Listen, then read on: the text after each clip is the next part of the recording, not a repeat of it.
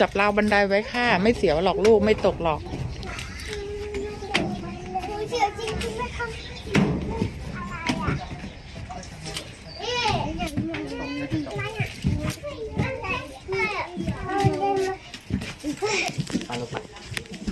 ไปดูสิ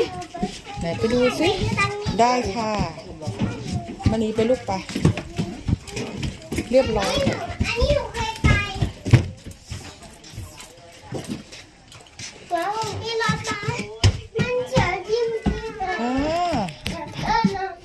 ไปขึ้นเครื่องบินไป